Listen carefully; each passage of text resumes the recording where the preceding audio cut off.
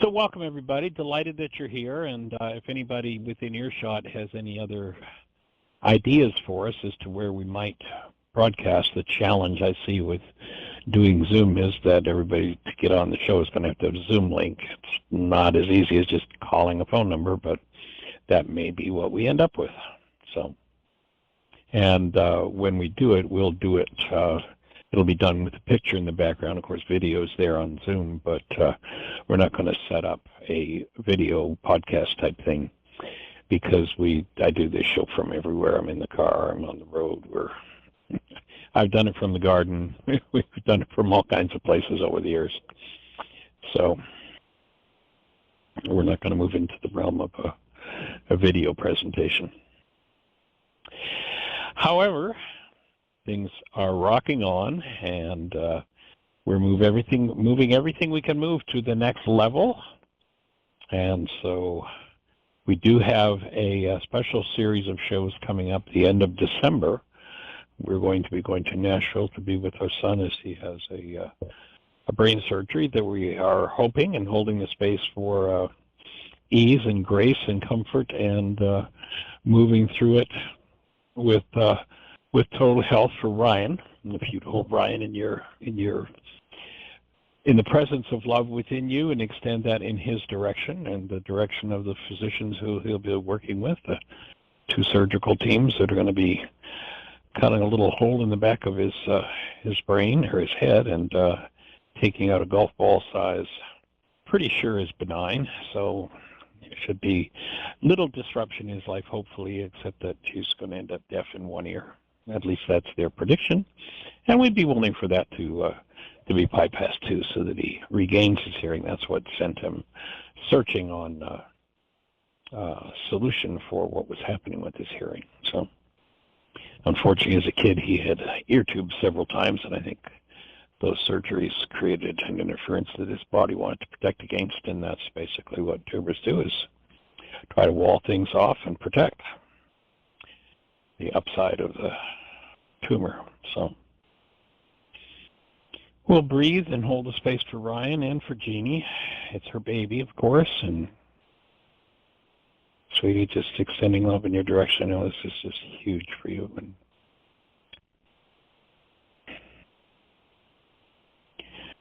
joining you and healing whatever's moving for you, and joining you in being the space for Ryan as the source of one of the most powerful energies in his life, that you're able to be totally and completely in alignment with his wholeness and well-being energetically. Absolutely. Yeah. And beyond that, do we have anybody in the phone queue with a hand up? Anything happening in chat room? If you're listening to the show on one of those stations where we can't see you, where we're syndicated, our calling number is 563-999-3581. If you call that number, you're listening to the show directly, and then if you push 1, that will raise a hand in the control panel, and we'll be having a conversation. So if you're out there in listener land and anything we've touched on to date resonates something for you, where you need some support, you have a question, something to share, this is the space to do it. Push 1 and let's have a conversation. There are no hands up. And nothing in the chat room. So go. All right. Well, then let's go to the Book of Thomas. And some good stuff in the session coming up today from Thomas. And I'm going to backtrack a little bit.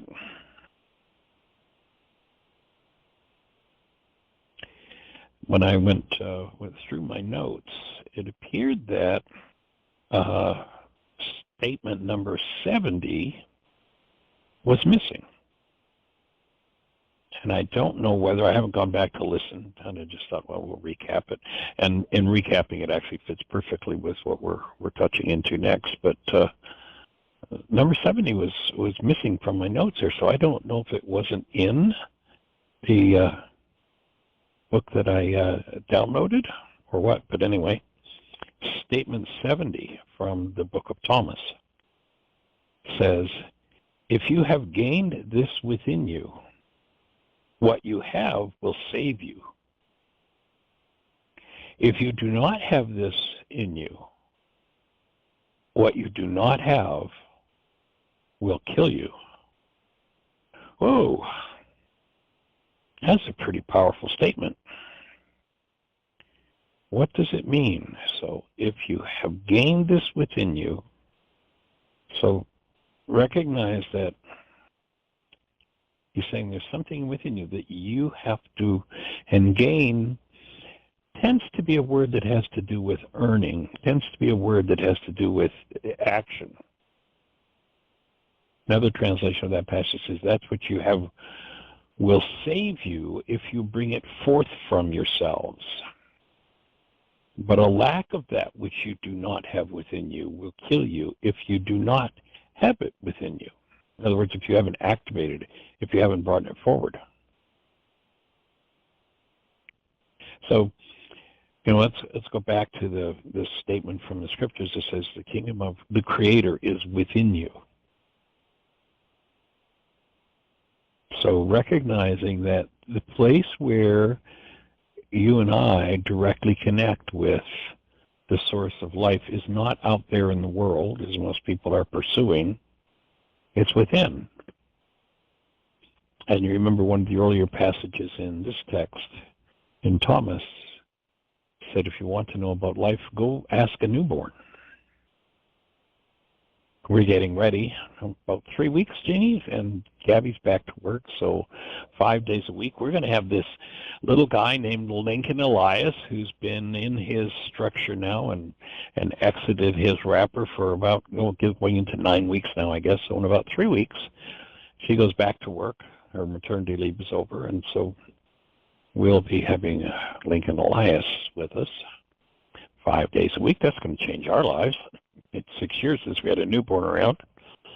But if you hold a newborn, that question you've heard us ask at the beginning of every Why Is This Happening to Me Again workshop. Hold a newborn. Tap into the essence of the newborn. Taste the light, taste the presence of love that is that newborn. And one of the questions I always like to ask when we do that exercise is, once people have tapped into the essence of the newborn, is now having tapped into that essence, and everybody's answer when we ask them to describe that essence is always some variation on the theme of love. Is the newborn loving you, or is the newborn love? In this particular culture, this may be one of the most important questions you could ever ask yourself. Tap into the essence of the newborn. Now, you and I have been conned. And, I am shocked at how many decades I've lived in this world and how many years I've done this work. And it's only, I don't know, maybe the last 10 years or so that I've made a shift, what I consider to be one of the most important shifts you could make in the healing process. And that is, we live in a culture whose specialty is knocking the experience of ourselves as the presence of love out of us. There is no child that ever deserved a cross tone of voice. There is no child that ever deserved cross look.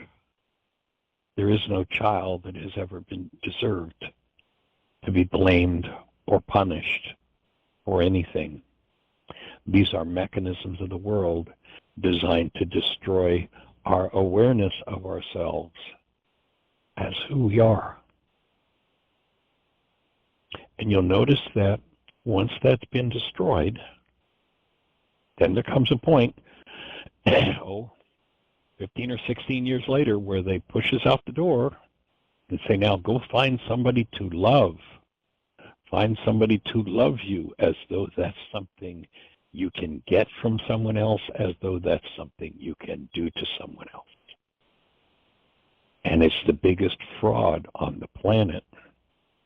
Remember the Scriptures talk about the power of life and death is in your words. This is like, to me, this is where the rubber hits the road. This is one of the most important refinements, and people fight it and fight it and fight it and fight it. Well, what difference does it make? I love somebody or I am loved, so what? The difference is, what will your mind support you in?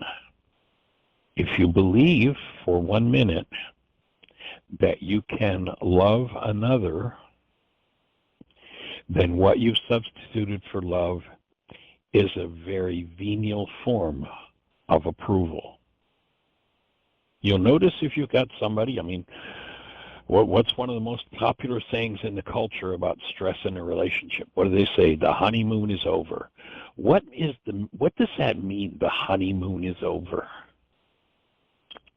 It means that the venial approval that was called love has been crashed because somebody violated a goal you held for them. And now what happens to love? The honeymoon is over. Don't touch me, don't come near me, I never want to see you again. Becomes a temporary or sometimes permanent condition within relationship. You can't love anybody else. You either function as love and you know who you are as love, and you set your mind to, mind is designed to be your servant and your support, and you set your mind to support you in that, or you set your mind in error. And the error is, help me to love somebody. Well, what happens there? Well, if I hold any form of hostility, fear, rage, guilt, grief, condemnation, gossip, slander, vengeance, hatred, then I hold in me an energy that's going to draw somebody to me, my neighbor, who has the matching bag of garbage. And guess what my neighbor's going to do? My neighbor, unless they're fully conscious, is going to tend to play out whatever it is that I'm holding. When we're told we're supposed to, and Yeshua never said these words, love your neighbor as yourself. That is not what was said. What Yeshua said was have Rachma, which is the condition that empowers you to live as the human being you were created to be in your body, in this world, to bring that into this world. And yet we've substituted approval for love, and disapproval is the crash of what was called love, but it was never love in the first place. It's so important if you're going to maintain a human life to know what it is. Because if you don't know what it is, that which is in you is dead. It has been destroyed. It has been so covered up as to be lost. That's what this passage is talking about. Let's read it again. If you have gained this within you, what you have will save you. If your human life has been crushed by a world of hostility, fear, rage, guilt, grief, blame, drama, and trauma, then you're going to have to gain back that state of being, that state of love. If you don't know what it is, you're never going to do it. Vladimir Lenin, change the meaning of culture's words and you can destroy the culture. So the second part of the saying, he says, Yeshua says, if you do not have this in you, in other words, if this has been so crushed that it is not active in you, then what you do not have will kill you. You do not have the source of life, love, active in you to fuel your cellular structure. And as a result, it will wind down. The law of entropy will wind down, and you'll get your 70 and die. But we're not designed for that. So he's really clear. Now notice much of the world is, since they've, this one, I mean, it's a very specific refinement, but since this one has been missing for most of humanity, at least for all the history I can think of,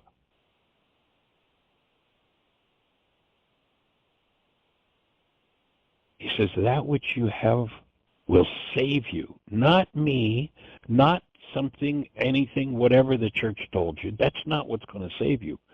That which will save you, and that is that which will bring you back to your human life and undo death in you, Remember that passage in Revelation says, to he or she that overcomes, they will not taste of the second death. That would be the death of the body.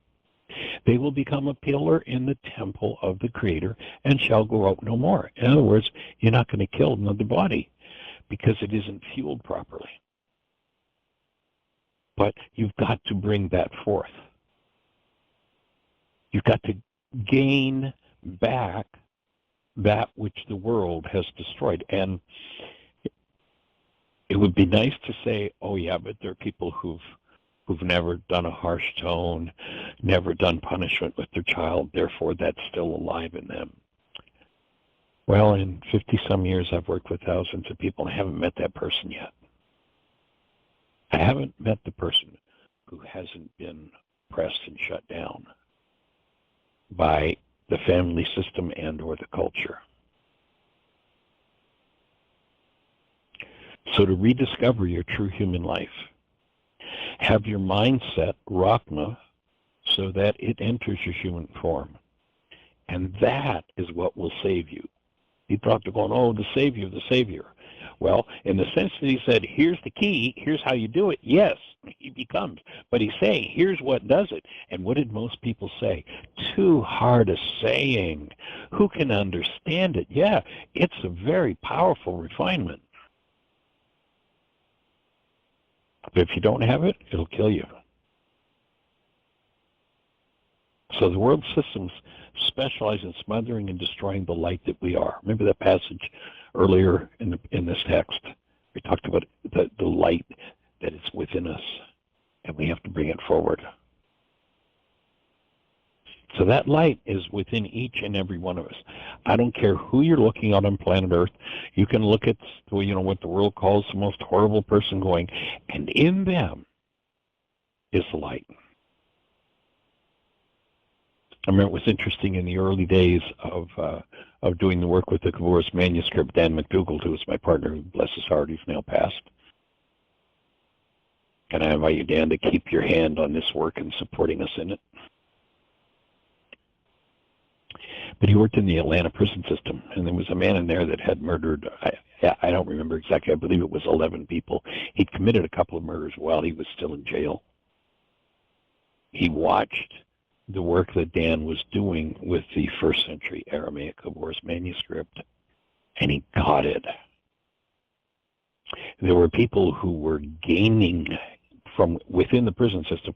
There were people who were gaining power and money by their control over others, the same games that their parents, their power persons had played. And they put a contract out on Dan. And this guy who had killed so many people became the one who protected him because he got it. He saw Dan uncovering the light, and he got the meaning of that, helping others to uncover that light within themselves. No matter how far people have fallen, that light is always there. It's who we are. And to buy into the lie that we're sinners and we're all the stuff that so many fear-based preachers put forward, destroy yourself. The objective of the work was to bring forward the light, not further degrade it with fear and terrorism. Now, Yeshua did say at one point, you've got to, in order to live, you've got to die. There's a self that has to die. What self is that? That's the one that's been fostered by the world. That's the false image in the mind, the self based in fear and rage and guilt and pain and power person dynamics. That self has to go. For the true self, the true inclination toward the subtle, active presence, the still small voice of love, that's the true self that has to come forward. And if you foster that, and to foster it means, and people say, well, gee, Michael, I'm so busy. Okay, so you're busy, I got it. So at least tithe. At least take 10% of your time, intelligence, money, and energy. Most important part is your time. Put the time into doing the work that we're talking about to bring forward that true self. Solve the self that isn't true about us all. So if you foster that light, that true self, that pure being that is within you, then you become life itself. You become eternal life. If you do not do that, then the hostility and fear-based energetic dynamics of the world that run physiology will mean literal physical death. Saying 70, and again, I'm not sure why that disappeared or if that was just missing. I'm not sure whether we covered it back then, but we're going on up to our next statement, which takes us to 7. I'm not sure exactly why I caught that one was missing, but it's a perfect foundation for where 79 goes. By the way, after our show the other day, I was looking at the, this whole thing that's being done. If people could just be on the rage and fear and guilt, we've got this big promised bloody deportation getting ready to happen. And I was looking at some numbers, and it's estimated that in the farm industry,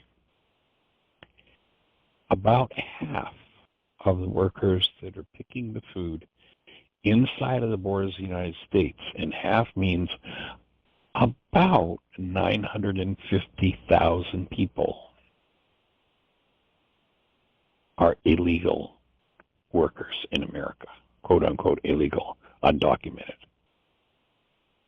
Now, if you think about removing 950,000 people who are doing the back-breaking work of harvesting food from the farmers' fields, and you take them out of the economy, the American economy is over.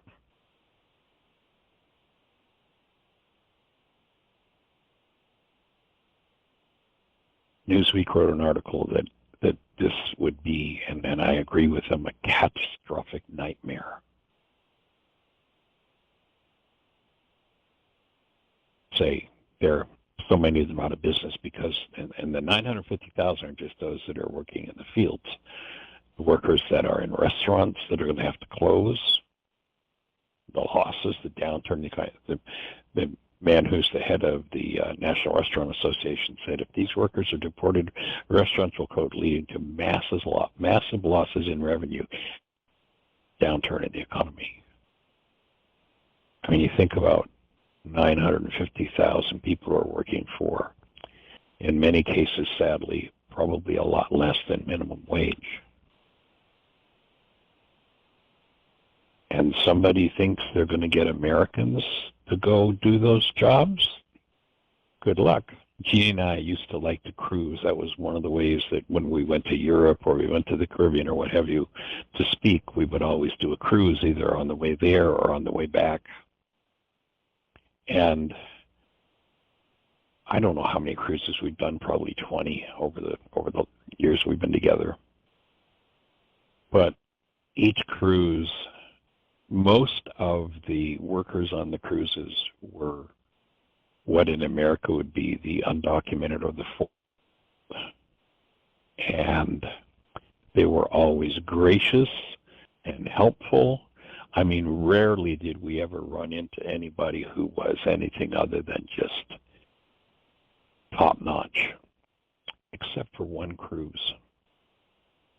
We did one cruise. We were speaking in Hawaii for a couple of weeks, and we did one cruise in Hawaii. Apparently, there's a quote that says that any cruise that operates solely in the United States can only have workers who are American. It's the only cruise we've been on. This service was despicable. At one point, I remember we were getting off of the ship, and the guy who's watching people check out, and, swiping the badges to make sure everybody does it, was saying there was this long, ugly, miserable look on his face, and Jeanie said, "Hey, we go on the island, smile." And this young American man looked at her and said, "I'll smile after I get off this ship." If anybody thinks that these jobs, strong jobs, and these field workers are going to be replaced by Americans, good luck. And it's really time for a lot of people to stand up and speak up before this vile insanity takes place. Anyway, that came up in the conversation the other day, but I just did some research after we spoke and came up with those numbers. So saying number 79, and this is, I'm glad that 70 came up and that I happened to look back there and go, wait a minute, my notes went from 69 to 71, but it wasn't there. But it's a perfect foundation for this one because it focuses on, you've got to go in and do the inner work, where 79 starts out and says, "A woman in the crowd said to him, 'Blessed is the womb which bore thee and the breast which nourished thee.'"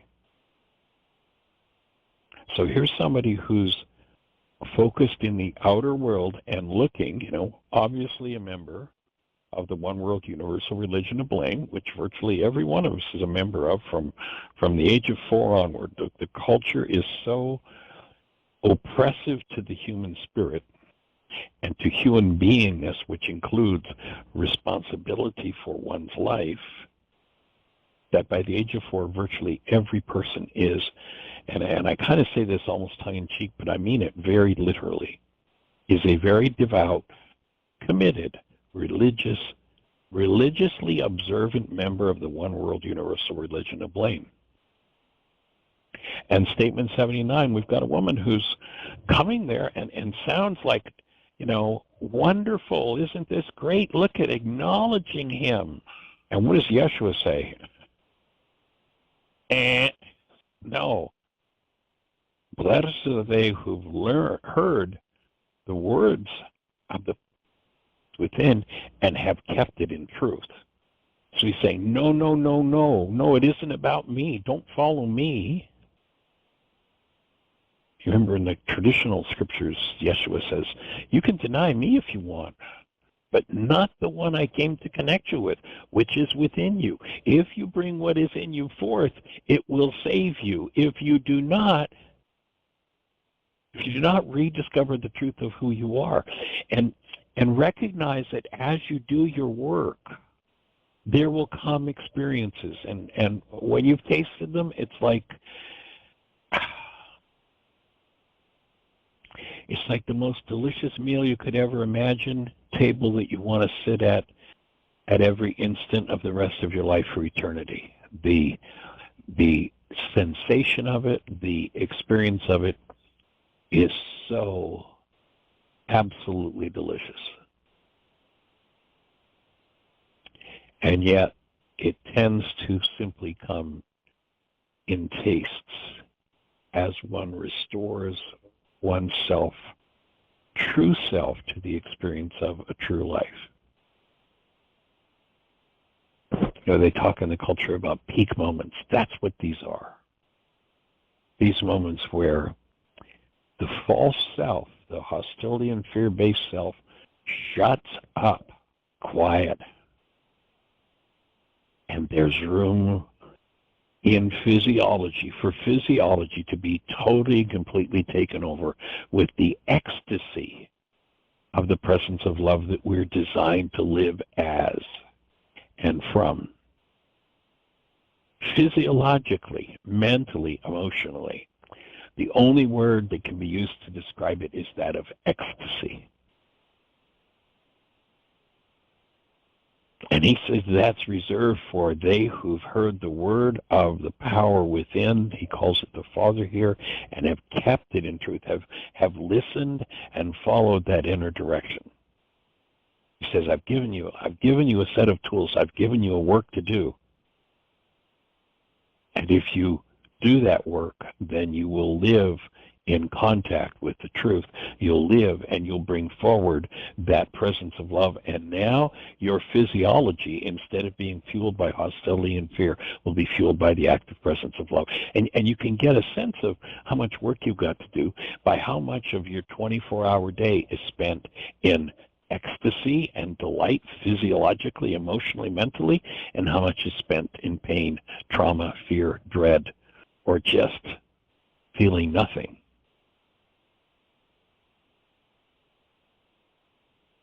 And he says the reason for this is because there are, if you don't do this inner work that I'm telling you to do, there will be days that will come where you'll say, blessed is the womb who is not conceived, and those breasts who have not given suck.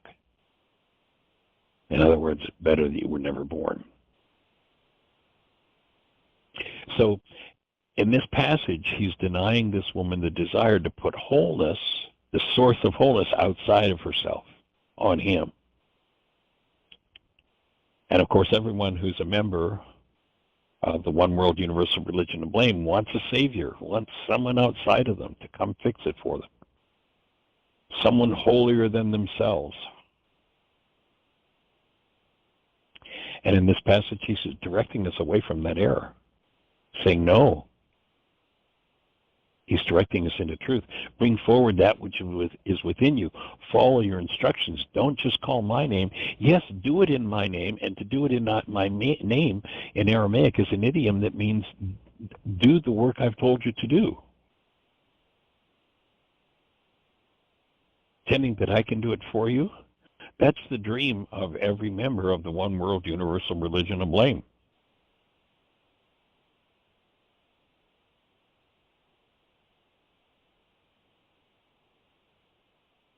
Do the work I've described, or he says, if you come calling my name, he says, why do you call me Lord when you don't do what I told you to do? I mean, go read that passage, it's powerful. And people coming, oh, didn't I do miracles in your name? Didn't I praise you? Didn't I do all that? And he said, get out of here, I don't know you. If you do not do the work I prescribed, he's saying. And this work is as large as the unresolved generational denial of your bloodline.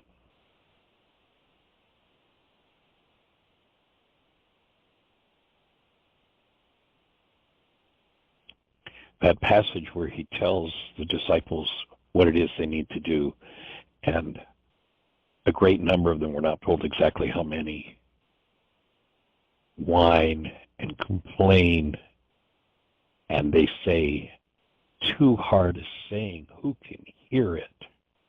And they leave.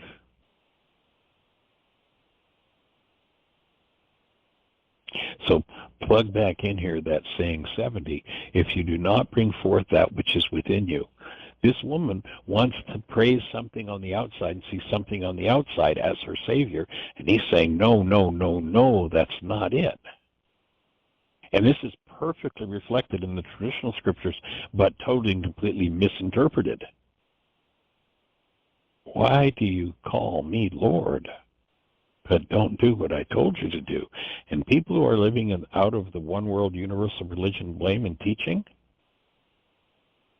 are going to tell you you're hopeless and there's nothing you can do because you're just a sinner, a lie about your identity. So if you bring forth, if you establish yourself as that which you are created to be, then there will come into the creation if you do not do the work I've told you to do, in essence, then into the creation will come the insanity of your generations, and your sorrow will be great. And so the last piece of that passage is, if you don't do this work, if you don't bring forward what's within you, then there's going to come a day where you're going to say, God, I wish I'd never been born. Because the energetic patterns of the generations will run your life. And the whole essence of Yeshua's work is to literally apply forgiveness to the patterns of the generations. Bring forth the original spark of life, which is literally the physiological presence of active love. And now you're living a human life. Without it, there is no human life. And you remember there's one particular story in the scriptures about someone who tied into this, the last part of this passage again. Let me read it. Let me read the whole thing again just to get the context of it. A woman in the crowd said to him, "Blessed is the womb which bore thee, the breast which nourished thee." And he says to her, "Blessed are they who have heard the word of the Creator within and have kept it in truth. For there shall be days you will say, Blessed is the womb which has not conceived, and those breasts which have not given suck." In other words, if you don't do your work, this is not going to be a fun ride. And you remember there's one particular person in the scriptures who said the words, basically, "I wish I'd never been born." And he suffered endlessly until he did one thing. And that is, he quit his membership in the one world universal religion of blame. If you look at Job, and it's an interesting story because it's a story, the whole book of Job is nothing but a healing crisis. It shows where the mind falls into error and that the error is in the mind. And until you start to understand responsibility for what you're creating in your world, and then process through what you have to do, which are, in many cases, generations and generations and generations of patterns. You read that story, and Job comes to his healing insight actually fairly early in the story, but he's not able to live with it yet. He gets it, but he doesn't get it. He hasn't done the work of bringing forth a state of being. It's going to take him a long, long time to do that.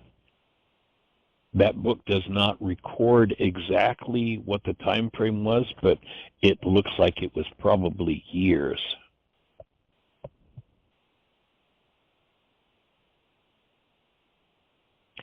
But if you read Job, and just if this whole idea makes sense to you, then I invite you to sit down and read the whole book of Job with these brain cells firing. And what you'll see is from the moment where Job has guessed that he's the one who set up the fall that he experienced. Oh, he has to go through blaming everybody. Even after he says, "Oh, that which I feared most has come upon me. That which I dreaded is what has happened." So that's the moment where he first contemplates being freed of the one world universal religion of blame. But it takes him a long time. I mean, we can all say those words. We could always go, "Oh, okay, so that which I feared most, therefore now everything's fixed." No, that which I feared most means now I have to go back and do the healing of my fear. I'm going to have to interact with the world and do my work. And the rest of the book of Job is a story about him doing his work. I mean, go read it and look at all the processing he went through. His friends came and went. They accused him. They blamed him. He blamed himself. Job 2:13 speaks about how his friends came and sat with him for 7 days and 7 nights, but didn't say a word. And we hear the statement made, one day the sons of God, and that's you and I, we are the sons and daughters, the offspring of the Creator, came to present themselves before the Creator, and Satan came with them. And the Creator says to Satan, "Where have you come from?" Now, this is a place to reinforce what Satan is in a world that in the one world universal religion of blame gives us Satan to blame. "Oh, look, the devil made me do it." Like there's something outside of me that's the problem in my life. You remember Yeshua gives a very precise definition of Satan when he comes out of the Garden of Gethsemane and confronts Peter. And he says to Peter, "Get thee behind me, Satan." Peter's trying to compromise the whole scenario that Yeshua set up. And Yeshua directly calls Peter Satan. And he says, "Get thee behind me," trying to run my life. "Get thee behind me." And then he defines what he means by Satan. "For you think in the mind of man," carbon-based memory, rather than the plan of God. You do not have awakened yet the receptive faculty in you that if you bring it forward will heal you. So you're not attuned to what the Creator's function is here. So take that piece, and then here's where we find out where Satan comes from. So the Creator says to Satan, "Where have you come from?" And the answer is, "From roaming through the earth," he replied, "walking back and forth upon it." Now what is that? It's just a statement of your past and my past.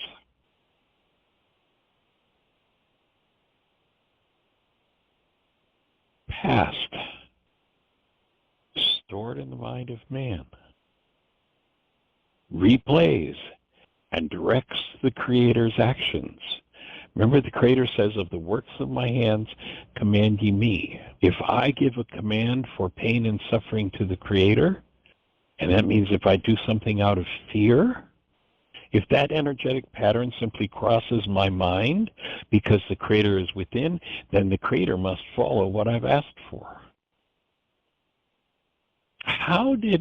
You got to read carefully in this book of Job to see how Job set this whole thing up. How did he do that?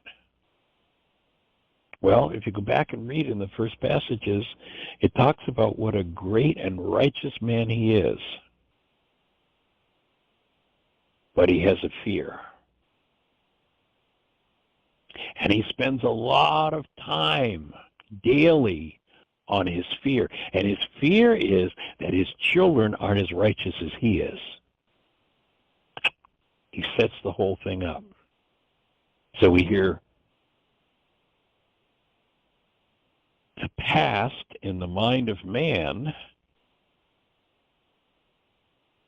resistance and misleading us. And so here's this man who's on track with everything except his fear. And what was his insight? After he lost everything, what was his insight? That which I feared most has come upon me. That which as I dreaded has happened to me.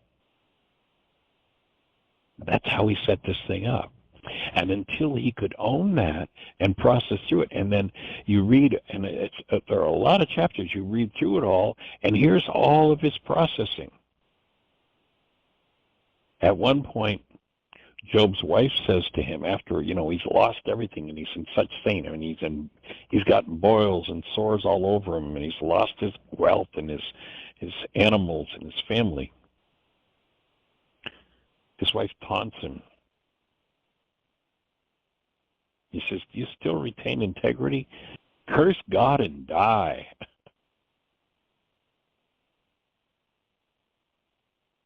And Job says, "You speak as a foolish woman speaks. Should we accept from the Creator only good and not adversity?"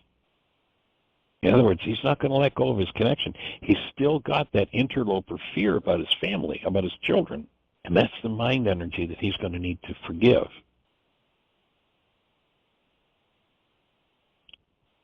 At one point in his processing, and you see him bouncing back and forth in all this interaction with his neighbors and his friends, and people accuse him and tell him he's all wrong, and then praise him. And at one point he says,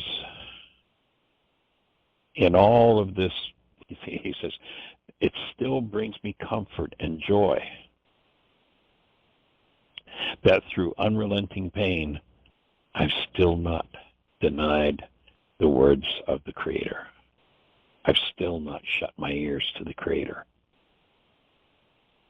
At another point in his processing, and again, this is over a period of what appears could very likely be years, and you'll recognize if you're doing your work, it's not something where you go, oh, this is the answer, and now it's over.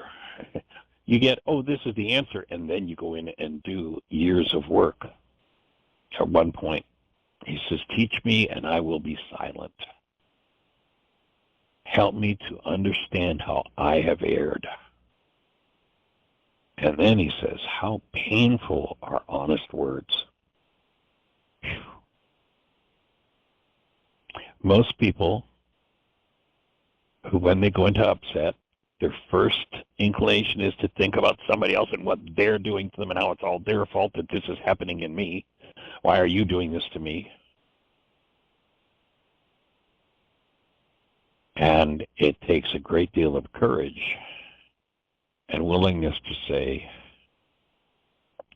I'm going to shut up. I'm going to tell my carbon-based memory to shut up and stop this claptrap from the one world universal religion of blame. I'm going to stop focusing on everybody else. I really want this internal relationship enough that I'm willing to give up the blame game. I'm willing to give up that membership card. And that is a highly valued membership card in the world. To say, I'm going to give it up. And here's the place where he gives that up. He says, teach me and I will be silent. In other words, I'm going to shut my blaming mouth. I'm going to stop the conversations about, well, this is this way in the world and it's your fault and you're doing it to me. No, I'm going to be silent. Help me understand how I've erred. And everybody has to come to this space. This is describing the healing process. And he says, how painful are honest words. What do I have to look at? Well, what's at the root of this? And the process goes to the next level of intensity.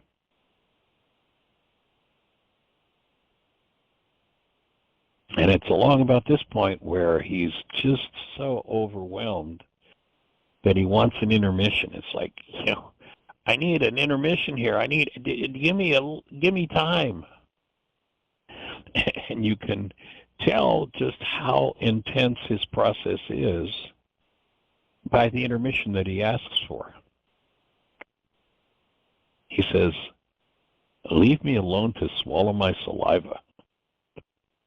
I mean, that's a pretty intense process when the only thing you can think to ask for is, just give me time to swallow. Then there's another stage in his process.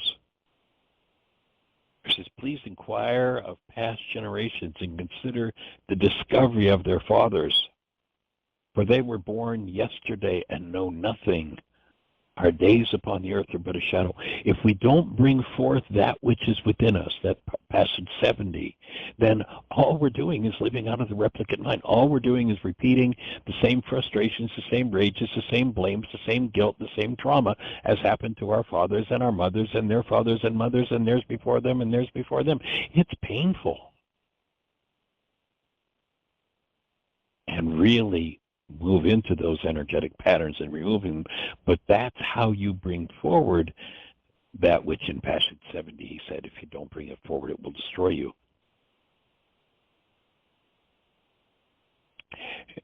Jeanie, maybe you could find, or if you don't have it, I'll send you a link to it. But there was a really wonderful experience that happened in our codependence intensive, where Magda had been dealing with some pretty intense physical things. And the assignment that we gave her in the intensive was to look at and inquire, exactly as it says here, inquire of her generations. She was having some challenges physically with her heart. And she called into the, I still remember so clearly when she did this processing in the intensive. I mean, I sat in tears as she touched into and what she came back with out of a conversation with, if I remember correctly, it was her great-great-grandfather. And she called into the show and shared that on the show. I have the link from our website, and it was to her grandfather.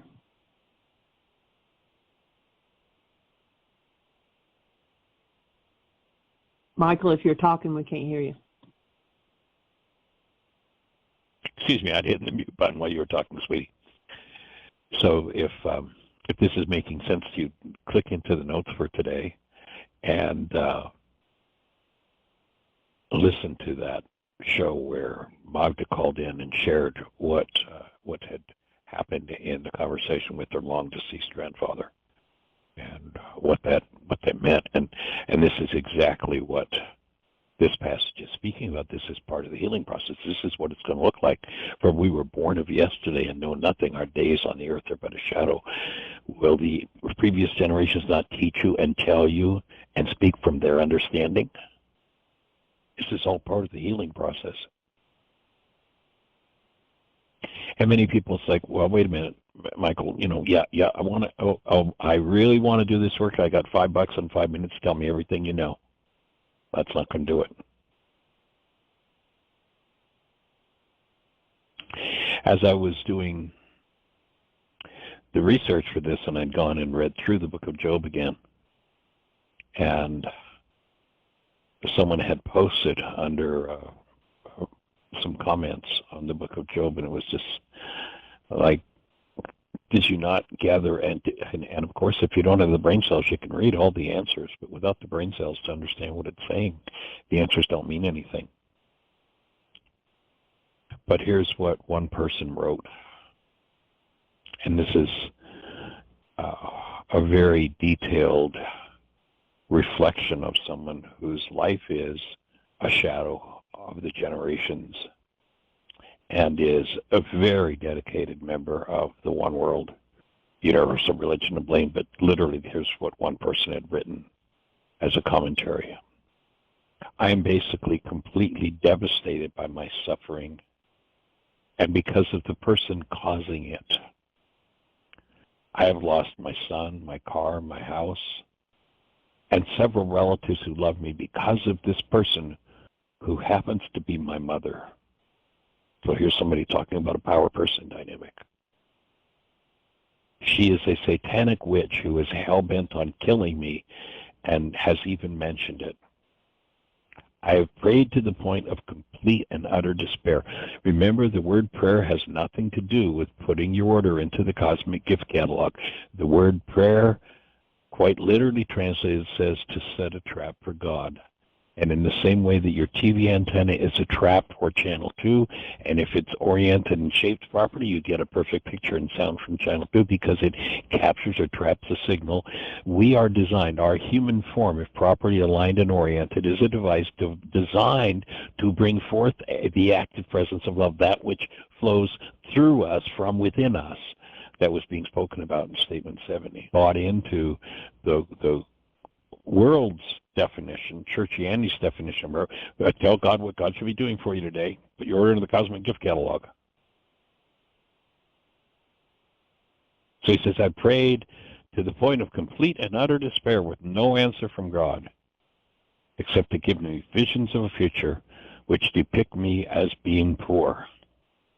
So this person is, in essence, has no idea what they're explaining, but they're explaining what's in their own unconscious, what's in their replicate mind, what their generational mind looks like, and their power person dynamic. And again, how deeply committed are they to blame? Through her witchcraft and regular sacrifices, she has managed to destroy any opportunities for work or networking with people who can help me. She loves my stepbrother and has ensured his success through her evil to enrich him and ruin my life simultaneously. I have prayed and fasted to no avail. I'm currently on a 40-day fast that might work. I don't know. And it's not a lack of faith, but if one wants me to be poor the rest of my life, does he really love me? Saying to the Creator. No, the Creator doesn't love you, Joe. Harry, Mary, whatever your name is, the Creator does not love you. The Creator never will love you. Love is not something we do. It's not something the Creator does. The Creator is love, as are you. And if you don't discover that and bring it forth from within you, then this passage, this post that you made, pretty much describes it. I'm battling with suicide every single day and don't know who or where to turn. I can't raise my kids right because I'm always broke. It hurts like hell, and I don't know what to do. Now, this happened to be an old post that went back to 2017, and there was no identifier on it to communicate with this person that, there are tools for dealing with this. You've got to give up your membership in that church of blame. Asking that painful question of looking within, what is my error? Teach me, show me. If something in my life is out of alignment, is out of harmony, show me what it is in me that's producing that result. Because probably the greatest atrocity that has been done to human beings down through the ages and that we've bought into is the fact that we've been taught and told that we are not creators. And until you recognize your creatorship, you don't have a chance to change the source of the creation within you. And if the source of the creation within you is generations and generations and generations of hostility, fear, rage, guilt, grief, drama, trauma, pain, and war, and you just look at what's been going on the planet for the last several thousand years, and who escapes that? Who's gotten away from that?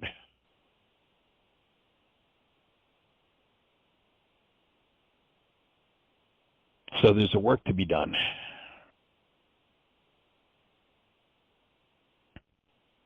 And we are here to support you in doing that work.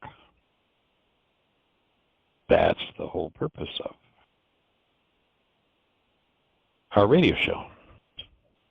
And we've got about 5 minutes, and my thought is to do a brief meditation. But just in case what I've said has aroused any questions for anybody, if you're out there in listener land and you have a thought, a question? There are no hands up, and you're actually less than 3 minutes. Okay. Well, then let's go ahead and just get quiet for a moment. And we'll do just a brief 3 minutes of ruminating on exactly what it is to bring forward the truth that is in you, and to move through the patterns of the generations.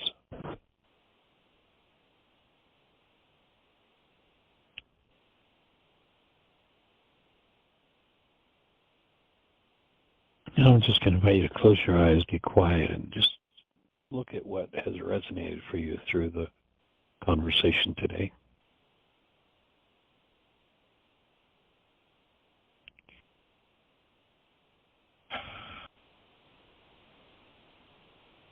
And breathe. Notice anywhere in your structure that there is tension. Allow the breath to go to that tension. Let it soften and let it open.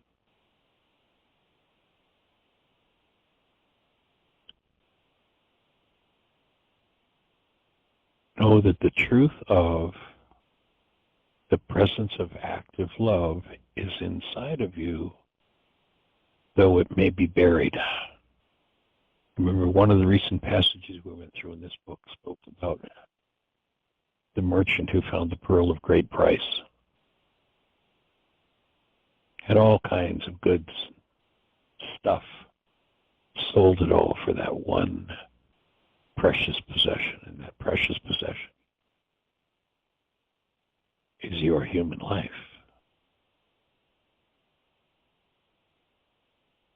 And if it's been obliterated by generations of suffering, pain, blame, guilt, and trauma,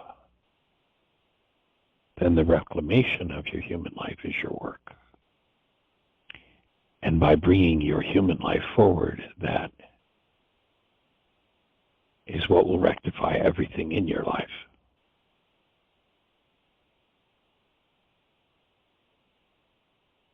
joining with you in knowing that you are